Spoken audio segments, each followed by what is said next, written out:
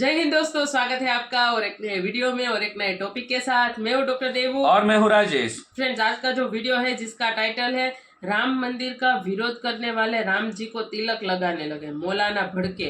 नाजिया इलाही खान, किट्टू राव की चैनल की ओर से वीडियो है। तो एक तो आपके पाकिस्तान में एक पूर्व क्रिकेटर था जिसकी औकात नहीं है लेकिन औकात के बाहर बोल रहा था कि अब जो राम मंदिर जहाँ पे बन रहा है वहाँ पे मस्जिद थी, अब जितने भी हिंदू राम मंदिर में जाएंगे वो मुसलमान बन के बाहर आएंगे, ऐसा कुछ भौंक रहा था। और बोल रहा था कि जड़े तो हमारी है, तो पहले तो राम मंदिर ही था, तो फिर बाबरी मस्जिद में जो जाते थे तो वो क्या हिंदू बन जाते थे?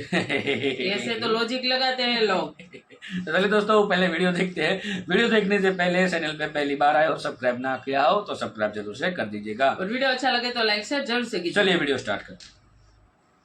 औरत बाय नेचर एक मर्द चाहती है। अच्छा, नेचर ही बिगड़ जाए तो एक नेचर बिगड़ जाए तो फिर औरत को औरत भी चाहिए ना फिर तो। इंशाल्लाह। मुफ्ती तारिक मसूद, ये ठरकबाजी का जीता जागता चलता फिरता दुकान। बालिग होते ही जल्द से जल्द शादी करो ताकि तुम्हें अपने मर्द होने का एहसास। जाहिल। टाइम पे शादी हो जाए ना, इंसान जब दुल्हन घर में आती है तो आदमी को एहसास होता है, वाह बेटा, ये शी है और मैं क्या हूँ, ही हूँ। वाह भाई वाह। ये एहसास उसको अगर शादी में ताखीर हो गई अच्छा, तो थोड़े दिनों बाद जब गलत लड़कों से वास्ता पड़ेगा तो आदमी भूल जाएगा कि मैं क्या हूँ। इसको बीच बाजार में नंगा करके इसका औजार काटना पड़ेगा, ये मुफ्ती तारिक मसूद का, तब इसका ठरकबाजी खत्म। ये तो होगा। एक एक मर्द को 100 मर्दों की कुव्वत अता की जाएगी। क्या बात है। और इनको रहना बेहतर हुरों के साथ में, और यहाँ इनके साथ सलमा रहने को राजी नहीं है।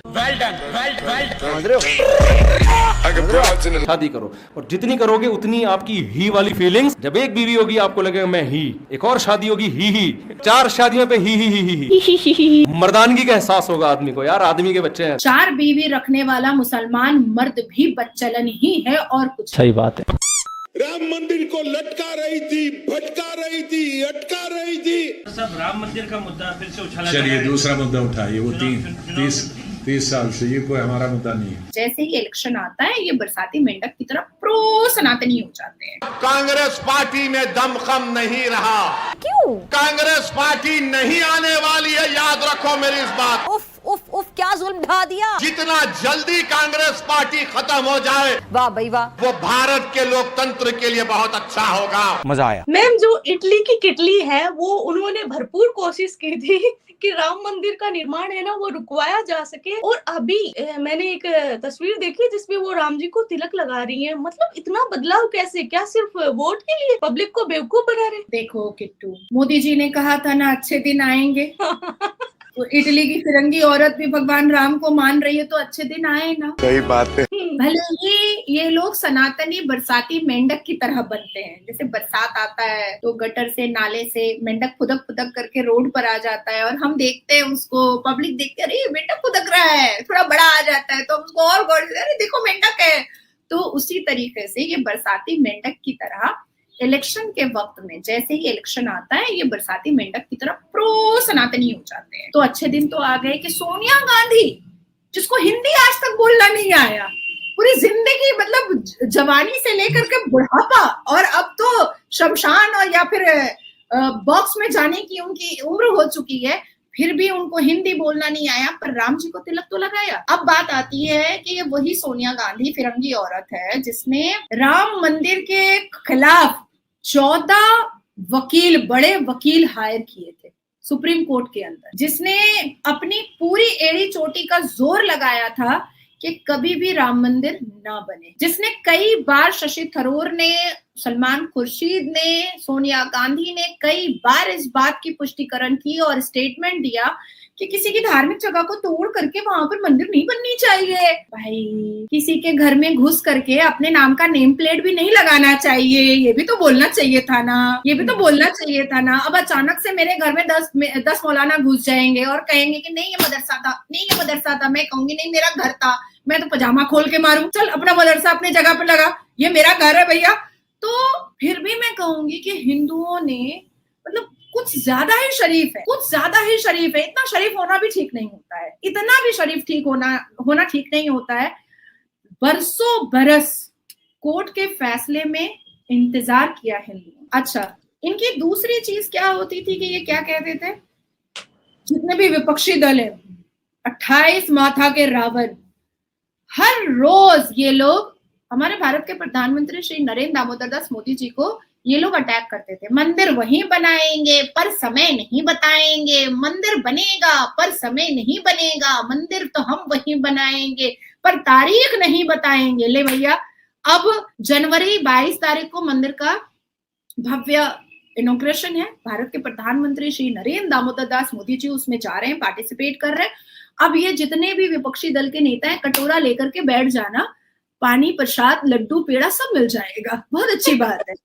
ठीक है, तो अभी इसमें एक और ट्विस्ट है।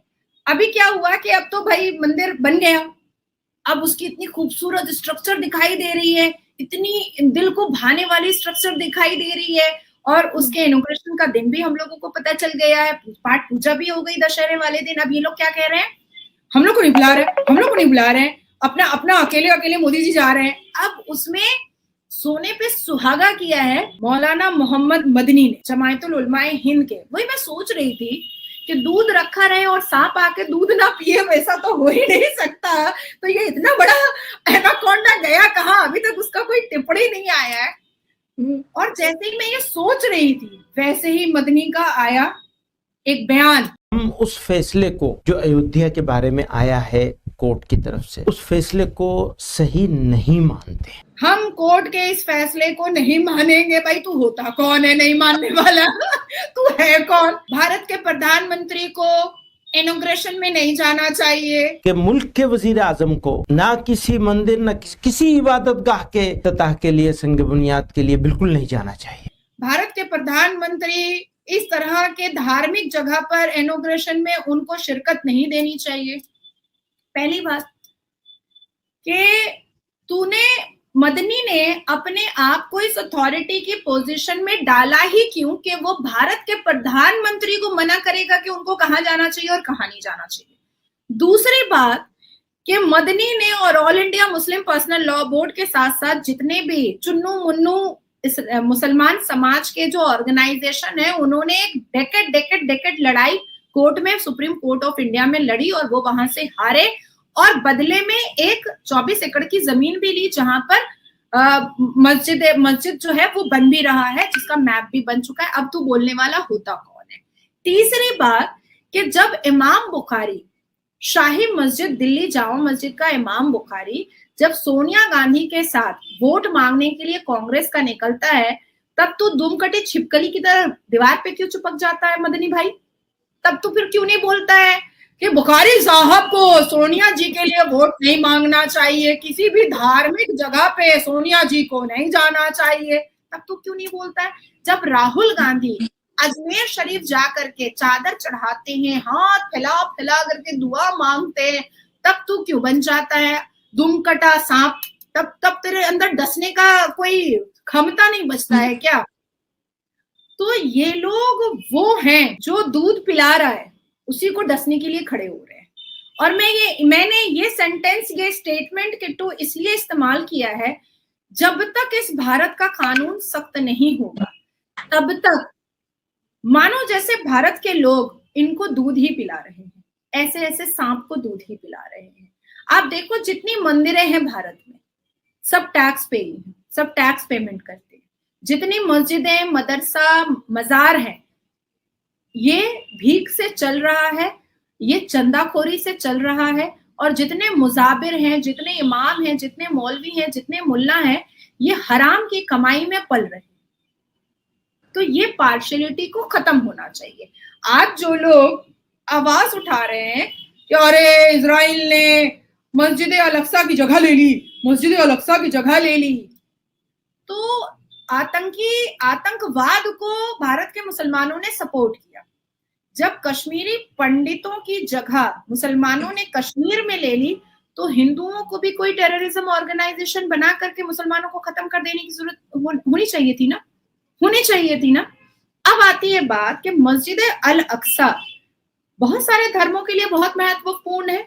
सुन्नी मुसलमानी क्यों सोचते हैं कि भाई मेरे लिए बहुत मुकद्दस, पाक मुकद्दस जगह है? देखो, मस्जिद अल-अक्सा को डैम ऑफ द रॉक कहा जाता है इन इंग्लिश वर्जन। मुसलमान का मानना है कि प्रॉफेट मोहम्मद जन्नत के लिए रवाना हुए थे वहीं से, मस्जिद अल-अक्सा के पास से। यहूदी का मानना है कि हजरत इब्राहिम अलैहिस्सलाम अपने बेटे को कुर्बान करने के लिए मस्जिद अल-अक्सा के ही जमीन से अल्लाह के फरमान पर वो अपने बेटे को कुर्बान कर रहे थे, हजरत इब्राहिम अलैहिस्सलाम। ईसा क्रिश्चियंस का मानना है कि मस्जिद अल-अक्सा के पास ही उसी सरजमीन पर ईसा मसीह को फांसी पे चढ़ाया गया था। तो भाई हर धर्मों के लिए वो मस्जिद अल-अक्सा बहुत एहतमाम रखता है, बहुत अहमियत रखता है। तुम अपना धावा क्यों बोलने मांग रहे हो, क्यों बोलने मांग रहे हो? भाई मैं दावे से सीना ठोक के कहती हूँ कि भारत में मैं क्या बोलूं अपने लिए कि मैं बोझ हूं, क्योंकि धर्मों के आधार पर बंटवारा हो चुका था। धर्मों के आधार पर एक बार नहीं 2 बार बंटवारा नेहरू जी ने कर दिया था, एक बार पाकिस्तान का और एक बार बांग्लादेश का। अगर मेरे पूर्वजों ने ये ठाना कि वो भारत में रहेंगे तो मुझे यहाँ के संविधान को मान्यता देनी पड़ेगी, मुझे यहाँ के प्रधानमंत्री को रिस्पेक्ट देना पड़ेगा, मुझे यहाँ के रीति रिवाज को, मुझे यहाँ की संस्कृति को, संस्कार को सर झुका करके मानना पड़ेगा, बिल्कुल मानना पड़ेगा और पूरी इज्जत देनी पड़ेगी। क्योंकि इतने खूबसूरत जगह पे हम रह रहे हैं जहां पर मैं सिर उठा करके इज्जत से रहती हूँ और अपनी बातों को रख पाती हूँ। आज पाकिस्तान में जा करके देखो कि मुसलमान वहां के अपने मुंह से आवाज नहीं निकाल पाते हैं कि मैं 2 लफ्ज अगर सरकार के खिलाफ बोलूंगी या बोलूंगा तो आर्मी आ जाएगी और बाल नोच करके चुड़ैल की तरह नंगा करके गंजी चुड़ैल की तरह लेकर चले जाएगी और पता नहीं कौन से तहखाने में बंद करेगी कि पता भी नहीं चलेगा। तो भाई तुम इतने खूबसूरत भारत में रह रहे हो जहां पर तुम हर रोज मोदी जी को गाली दे रहे हो, तुम उनको उल्टा पुल्टा बोल रहे हो और सीना ठोक करके बोल रहे हो और फिर आराम से रात में सो भी रहे हो। पाकिस्तान में तो फ्रीडम ऑफ स्पीच है ही नहीं, उनकी जुबान बंद कर दी जाती है। जैसे ही कोई जो सत्ता में होता है उसी के गीत गाने होते हैं, वरना उनको उड़ा दिया जाएगा। देखो किट्टू, मैं अंत में एक ही बात कहूंगी कि ये मुसलमान जो है ना, ये बहुत कंफ्यूजन वाले हैं, ये खुद से कंफ्यूज है, बहुत कंफ्यूज है।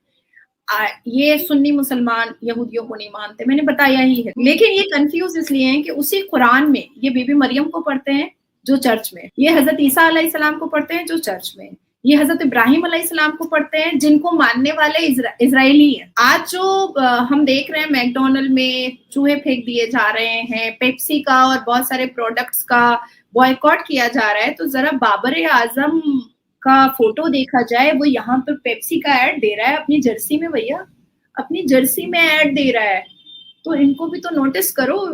मोबाइल फोन तो मुझे लगता है कि पाकिस्तान के तमाम मुसलमानों को और भारत के मुसलमानों को मोबाइल फोन उड़ा के फेंक देना चाहिए, क्योंकि ये तो मोदी जी है ना जिन्होंने मोबाइल की फैक्ट्रीज इतनी इनहैंस की है।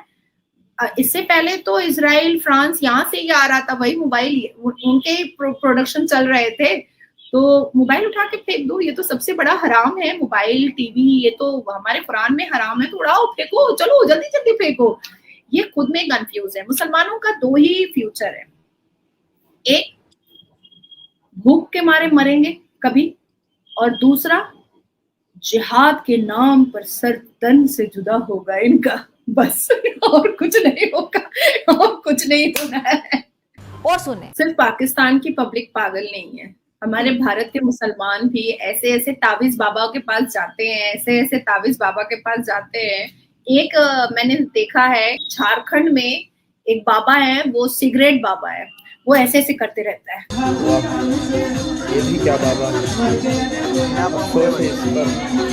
मुंह में सिगरेट लेकर ऐसे ऐसे करते रहता है और औरतों को छू छाप करता रहता है। ये जितने तावीजी बाबा बैठे हुए हैं ये सब औरतों को मलिस्ट करते हैं और इनके पास औरतों की भीड़ ही ज्यादा होती है। आप चेक कर लेना, आप जिस स्टेट में रह रहे हो वहां पर आप किसी से भी पूछो मुस्लिम एरिया में जाकर के, कोई बाबा होंगे जो तावीज बनाकर देते होंगे, कोई मुस्लिम बाबा, कोई ना कोई आपको हर गली हर चौराहे पर 2, 4, 5 ऐसा चोर उचक्का ठरकी बाबा मिल ही जाएगा, ठरकी हाफिज मुल्ला मिल ही जाएगा, जो तावीज के बहाने से औरतों से ठरकबाजी पूरी करता है। और नौटंकी तो ऐसे करता है कि शाहरुख खान भी एक्टिंग में फेल हो जाएगा, एकदम कंप्लीटली फेल हो जाएगा। तो ये सिर्फ पाकिस्तान के मुसलमान नहीं है जो ऐसे जाहिल आजमों के चक्कर में फंस करके अपनी जिंदगी को तबाह बर्बाद कर रहे हैं, हमारे भारत में भी ऐसे ही मुसलमान है। इसकी सबसे बड़ी वजह ये है कि मुसलमान एडुकेशन को कभी भी सर्वप्रथम और सर्वप्रिय नहीं रखता है, और ये पढ़े लिखे लोगों को अच्छी नजरों से देखते भी नहीं, पसंद नहीं करते। जिस दिन हमारे मुस्लिम कम्युनिटी में एडुकेशन आ जाएगा, उस दिन ये जितने भी बाबा है, ये जितने भी मौलवी मुल्ला हैं, इनकी दुकानें बंद हो जाएंगी। इसीलिए मदरसे में आप देखना, मदरसे के बच्चों से बात करना, जब भी आप उनसे पूछिएगा क्या पढ़ते हो, तो वो बोलेगा दीनी तालीम। टीवी देखते हो? नहीं देखते, टीवी शैतान है। मोबाइल देखते हो? हाँ देखते हैं। तो मोबाइल शैतान नहीं है, टीवी शैतान है। ये जानबूझ करके ये इमाम, मुअज्जिन, कारी, उल्मा, ये हमारे मुस्लिम कम्युनिटी के युवाओं को शिक्षा से दूर रखता है, ताकि इनकी दुकान चलती रहे, इनका मकान बनता रहे, इनकी लग्जेरियस लाइफ होती रहे। और औरतों को कुचलने के लिए तो इन्होंने बोला ही है, जमीन जो है वो पर्दा चाहती है, मतलब औरत, धन दौलत, ये सब पर्दा चाहती, तो औरत को एक डब्बे में बंद कर दो। तो ये तो अपना एक फतवा जारी करके रखे हुए है कि औरत पढ़ेगी तो औरत आवारा हो जाएगी, औरत पढ़ेगी तो बच्चलन हो जाएगी, औरत पढ़ेगी तो जिस्म फरोशी का धंधा करेगी। तो औरत को नहीं पढ़ने के लिए तो ये एक फतवा और एक लक्ष्य बना करके रखे ही हुए हैं। और मर्दों को कैसे पढ़ाई से, शिक्षा से दूर रखा जाए, उसके लिए इन्होंने मदरसे खोल कर रखे हैं, ताकि बच्चों को एकेडमिक क्वालिफिकेशन से, दुनियावी तालीम से हम दूर रखेंगे तो हमारी दुकान चलती रहेगी। मैम इसी बात से मुझे एक चीज याद आ गई। तो जो तारिक मसूद है ना, वो बोल रहे थे, किसी को जवाब दे रहे थे, किसी लेडी ने पूछ लिया कि जब मर्द 4 बीवी रख सकता है, तो मतलब बीवी भी तो 4 मर्द रख सकती है ना, मतलब ऐसे कि तो उन्होंने जरूर कहा होगा कि औरत इतनी बच्चलन हो ही नहीं सकती है कि वो 4 रखे। तो देखो, मैं देखो, ये बात तुमको बहुत क्लियर बता सकती हूँ कि अगर एक मर्द के नजर में 4 शौहर रखने वाली औरत बच्चलन होती है, तो नाजिया इलाही खान के नजर में 4 बीवी रखने वाला मुसलमान मर्द भी बच्चलन ही है और कुछ नहीं। और तारिक मसूद जो है ना, मुफ्ती तारिक मसूद, ये ठरकबाजी का जीता जागता चलता फिरता दुकान है। ये अगर भूल से कभी दुबई वगैरह पहुंच गया, सऊदिया वगैरह पहुंच गया और किसी बहुत रिनाउंड बादशाह या प्रिंस के हाथ लग गया ना, माँ कसम इसको वहां का प्रिंस जो है ना, नापुंसक करके छोड़ेगा, नापुंसक कर देगा इसको, इसकी मर्दानगी ही खत्म कर देगा। इसको बहुत ठरक है, इसका ठरक जो है ना ऐसे नहीं उतरेगा, इसको बीच बाजार में नंगा करके इसका औजार काटना पड़ेगा, ये मुफ्ती तारिक मसूद का, तब इसका ठरकबाजी खत्म हो। You are right bro. ऐसे नहीं खत्म। बिल्कुल, खुद तो 4 बीवियां रख रहे हैं, लेकिन अगर लड़की रखेगी तो बोल रहे पूरी दुनिया एक दूसरे की बीवी पति बन जाएंगे। मतलब पता नहीं क्या सब एक दूसरे को हस्बैंड और वाइफ। मैम आपसे बात करके बहुत अच्छा लगा, थैंक यू, आपने हमारे लिए इतना टाइम दिया। Thank you so much. वंदे मातरम, माता की जय। जय हिंद। जय हिंद। तो थैंक यू दोस्तों वीडियो को यहाँ तक देखने के लिए। और यही जो जाहिल जो मौलाना थे, ये हवसखोरी से भरे पड़े हुए, उसके भाषण में स्त्रियों का नाम, शादियों का नाम, सेक्स रिलेटेड बातें, 72 हूरों के रिलेटेड बातें, ऐसी ही बातें रहेगी। और राम मंदिर के बारे में, भगवान राम के नाम जो है हमें जप रहे हैं, हमारे लिए वही सब कुछ है। और आप जो पाकिस्तानी है ना, ये हवसखोरी की बातें, ये सब कुछ करते रहो और पाकिस्तान को 72 हूरों के पास भेज दो, ठीक है। तो दोस्तों आज की वीडियो में बस इतना ही। फिलहाल हम आपसे विदाई लेते हैं, मिलते हैं और एक जय हिंद, जय भारत।